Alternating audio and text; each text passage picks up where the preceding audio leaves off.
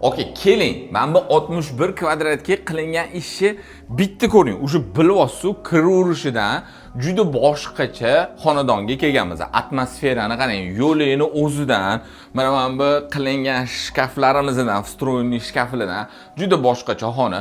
Bir xona, ikki xona qilingan xonadonni ko'rsataman. Shundoq kirib keldik. Ro'paramizda bizani mana shunaqa studiyniy oshxona, zal qismimizni kutib oladi. Bir yoq tarafimizda chiroyli divanli zona, konditsioner, xullas mebel texnika hamma narsa qo'yilgan. Televizorlarimizgacha ko'rayotganingizdek qo'yib qo'yilgan. Bu yoq tarafimizda bo'lsa oshxona zonamiz.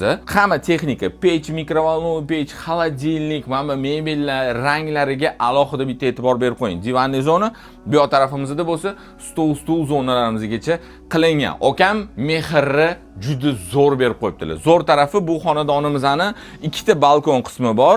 Joylashgan joyi Yashnobod tumani, mana bu Farg'ona yo'li ko'chasi, shundoq yo'l yuzida joylashgan novostroykamizda va yo'l yuzida birinchi qavatimizda Safiya bor. Hozir domini ham past tarafidan ko'rsatib o'taman. Bitta yosh oilani o'zining ichiga bemalol sig'dirib ola oladigan xonadon bo'lgan yoki bu xonadonni sotib olib ijaraga topshirib qo'ysangiz ham bilasiz, oyma-oy passivniy dohod olib turadigan joy bo'lgan. Bu yoq tarafda bo'lsa bizani yotoqxonamiz joylashgan. Oka, mana bu qilingan ishlarni qarang, aksessuarlarga alohida e'tibor berib qo'yasiz. Juda chiroyli chiqqan.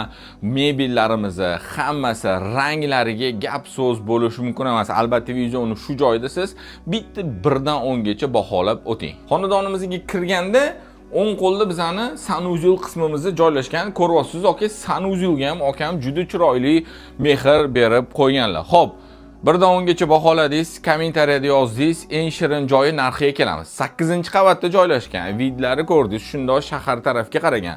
Yashnobod tumanida hamma mebel texnikalari bilan bu xonadonimizning narxi $110 ming so'ralyapti. Telefon nomerlarini yozib qo'yaman, oka. Bilaman, kamera 100% yetkazib bermasligi mumkin. Живой keling, oka, sevib qolasiz bu xonadonni.